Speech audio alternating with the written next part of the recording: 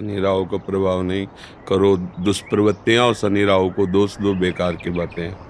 कोई किसी को सुख दुख नहीं देता, हमारे आचरण ही हमारे को दुख देते हैं, पक्की बात समझ लो। बोले वो अमुक ने उसको पीटा, राज कर्मचारी आपकी सुरक्षा के लिए हैं, लेकिन जब आप असत आचरण करेंगे तो पीट के जेल में डाल देंगे। ये राज कर्मचारी हैं। शुक्र, शनि, राहु, केत, ये सब राज कर्मचारी हैं। असद आचरण वालों को जलाते हैं, दंड देते हैं, और सदाचरण वालों को चाहे जिस नक्षत्र पे बैठे हो, चाहे ग्रह पर किसी भी बैठे हो, ये सदैव अनुकूल रहते हैं। ये भगवत पार्षद कोई ऐसे वैसे नहीं है। करो अस्त मैथुन और शनि साढ़े चढ़ा हुआ है, इसलिए ऐसा होता है। बेवकूफ़ी वाली बातें बच्चा है। अभी अवस्था है तुम्हारी वीरपात करने की। गेहूं की फसल तैयार हो रही है, गलेथ पे हो। गलेथ माने होता है दाना अभी पड़ रहा है, और आप उसको काट लो तो ना भूसा होगा ना दाना होगा, व्यर्थ जीवन चला जाएगा। कम से कम 20-22 वर्ष ब्रह्मचर्य का पालन करो, फिर गृहस्थी में जाओ। संतान तेजस्वी होगी, देशभक्त होगी, माता पिता की भक्ति कर। ये क्या है? उद्दंडता बच्चा, ये कहीं भी सुख प्रदान करने वाली नहीं। ज्योतिषाचार्य, दुनिया के आचार्य सब उसी परम पिता परमात्मा के ज्ञान को ही बता रहे हैं। जो सही माने में ज्योतिषाचार्य हैं, वो सबसे बड़ी ज्योतिष ये है कि भाग्य विधाता हमारे कर्म हैं। अवश्य में भोक्तव्यम कृतम कर्म शुभाशुभम। ठीक अपने कर्म कर लो, कोई तुम्हें बिगाड़ दे तो मैं बताना। हमारे कर्म पूर्व के या वर्तमान के, वही हमारी दुर्गति करते, दूसरा कोई सृष्टि में नहीं। को न काहू के सुख को दुख कर दाता, निज कृत कर्म भोग सुन भ्राता। बिल्कुल सिद्धांत समझ। अभ्यास गलत किया है, कोई भी देवता तुम्हें नहीं बचा सकता। गलत अभ्यास किया है, अपना नाश स्वयं कर रहे हो, किसी देवता या किसी का दोष नहीं। काले कर्म ईश्वर ही मिथ्या दोष लगाए। ये आचरण गंदे बंद करो बच्चा। नाम जप करो, सात्विक आहार करो, आधा घंटा दंड बैठक मारो, व्यायाम करो, दौड़ो, अभी सब ठीक हो जाएगा। अरे पीछे गलती, यद्यपि ये गलती ऐसी पूरे जीवन भर भोगना पड़ता है, क्योंकि बाल्यावस्था का वीरपात बिल्कुल जीवन को नष्ट कर देता है। इसीलिए बालकों को गुरुकुल में रखा जाता था, चाहे वो राजकुमार हो चाहे किसी का बालक हो। वहाँ वो एक साधुता से जितेंद्रीय हो करके फिर गृहस्थ धर्म में जाता था। 10-20-50 वर्ष गृहस्थी में रहा, कुछ उसका बाल बाका नहीं हुआ। फिर वो विरक्त होकर के आंतरिक, फिर वो जितेंद्रीय होकर के परमात्मा को प्राप्त कर ले। आज हमारी बाल्यावस्था से मोबाइल का संग है, गंदे बच्चों का संग है। अब ये गंदी आदतें हो गई, सर्वनाश हो गया।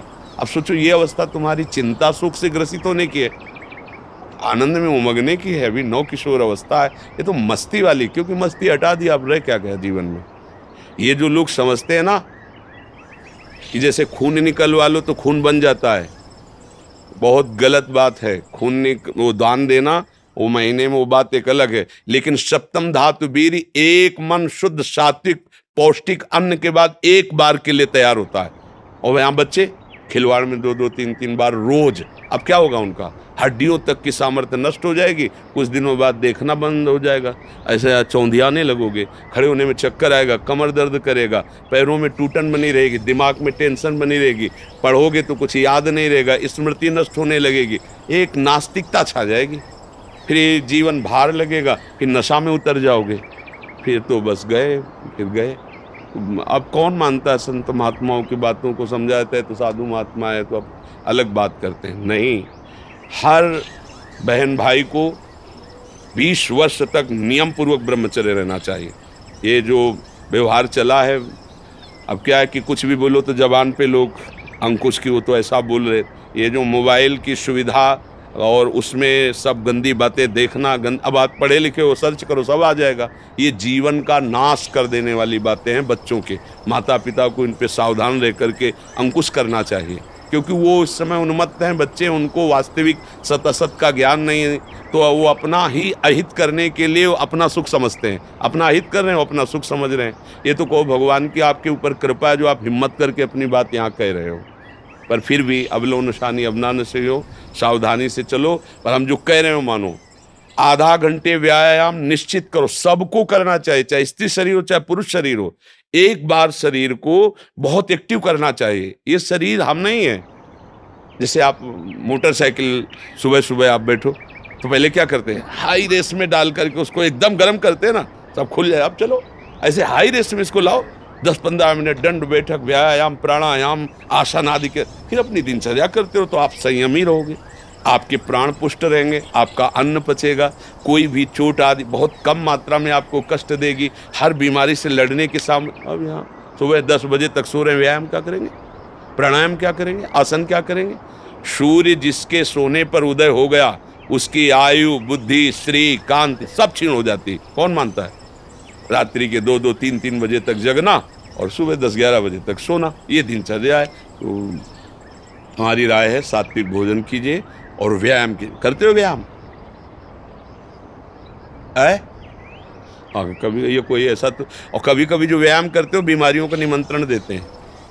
आज आप लगाओ 20 दंड और 50 बैठक और 5 दिन छोड़ दो, पूरा शरीर दर्द करेगा। फिर लगाओ, फिर वह दर्द करे। रोज अगर नियमित करोगे तो वही पच करके आपके शरीर को पुष्ट करेगा। ये शरीर दुर्लभ बात है, दुर्लभ हो मानुषो देहो, लेकिन एक क्षण में नष्ट हो जाने वाला है। इसकी दुर्लभता है संयम नियम से चलकर स्वरूप बोध कर लो या भगवत भजन करके भगवत प्राप्ति कर लो।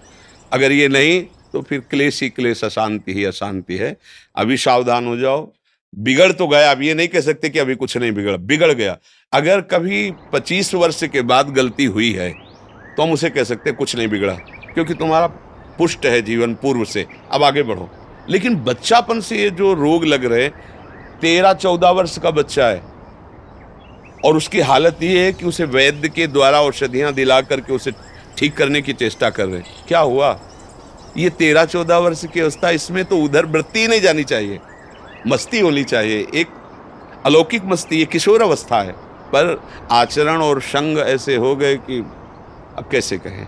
सात्विक आहार करो, व्यायाम करो और थोड़ा भगवान नाम जप करो। माता पिता के चरण छूते हो?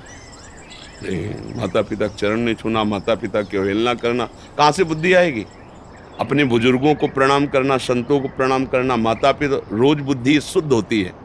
प्रातः काल उठ के रघुनाथा, माता पिता गुरु नाम ही माता। तो ये सब लिखी बातें रह गई। नए नए बच्चे हाय हेलो शुरू है, मिलेंगे तो क्या कहेंगे? पहले कहते जयराम जी की नहीं, गांव में कहते थे राम राम भैया, राम राम कहते। अब क्या कहते? हाय तुम्हारा दुर्भाग्य हमारा दुर्भाग्य। ले बच्चे नहीं कहते हाय, हाय डालते हो कब का? हाय ये हो गया, मतलब बुरे को कहते हैं हाय। और यहाँ शुरुआत में भी कहेंगे कि हाय, कि हमारा तुम्हारा दोनों का दुर्भाग्य है हाय। और पहले कहते राम राम, तो वो भी बोले राम राम भैया राम राम। 4-6 बार नाम हो गया, कितना मंगल नाम हुआ। पहले नाम रखे जाते थे, राम कुमार, शिव कुमार, कृष्णदास, ऐसे। और अब क्या नाम? गप्पू लप्पू, जब तक क्या नाम, मतलब उनका कोई अर्थ नहीं, कोई महत्व नहीं। ये माया का खेल बड़ा विचित्र है, फंसाता चला जा रहा है ऐसी जगह जहाँ कहीं भी। अरे नारायण नाम पुत्र का रख दिया तो उसको भगवत प्राप्ति हो गई। अंतिम समय याद आ गया पुत्र की और बुलाया नारायण, तो भगवान के पार्षद आ गए, कथा है, बचा लिया। अगर हम परिवार में भगवान नाम रखें, थोड़ा नाम कीर्तन करें, भगवत चर्चा करें और बच्चों को बैठाल के संकोच न करें। माता पिता को चाहे, एक हम जानकारी के भर, वो अब संन्यास ले चुका है बच्चा, उसकी माँ ऐसे समझाती जैसे मित्र से कि देखो बेटा तुम जवान हो रहे हो, तुम्हारा मन ऐसे भोगों की तरफ जाएगा, ऐसी ऐसी क्रियाएं भोगों की होती हैं, क्या तुम शुरू कर दिए? तो कहा नहीं मम्मी। क्या तुम्हारे मन में ऐसा आता है? आता तो है, बिना हमारे, हम तुम्हारे मित्र भी हैं, तुम्हारी माँ भी है, बिना हमारी अनुमति के तुम ऐसा मत। आज वही सन्यासी है, वो जब हमसे बात करे तो हम कहा प्रणाम है तुम्हारी माँ को। बोले मुझे अगर संभाला तो मेरी माँ ने संभाला। मतलब बचपन से बैठाल कर हमको सारी बातें बताती रही कि ऐसी ऐसी गलतियाँ होती हैं, ऐसी ऐसी बात होती, तुम्हारे अंदर तो नहीं, उनका इच्छा है पर अभी नहीं है। आज उसने उसको सन्यासी बनाकर खड़ा कर दिया, भगवत मार्ग का पथिक बना दिया। मंदालसा ने अपने 4 पुत्रों को ब्रह्मबोध करा दिया। माता पिता का प्रथम रोल होता है। अब वो शर्म लिहाज इसमें क्या करना? बच्चा हमारा गड्ढे में गिरने जा रहा है, हम शर्म लिया, बैठा लो उसको पास में। देखो मोबाइल में गंदी चीज़ें तो नहीं देखते, गंदे बच्चों को संग तो नहीं करते। अगर आप ऐसा करते हैं तो नहीं करना चाहिए। उनका मैसेज देखें, उनका मोबाइल देखें, उनकी चेकिंग करें, उनकी मानसिकता को समझे। गलत हो गए हो तो उनको प्यार दुलार से, बड़ी कोई बात नहीं, गलती सबसे होती है, सुधार करो। मतलब उसको इतना पुष्ट करो कि वो बोझा ना लादने पावे और आगे निकल जाए। भाई इतनी फुर्सत का है माता पिता, वो अपने ही मनोरंजन से फुर्सत ले, वो अपने ही मन को संभालने में परेशान है।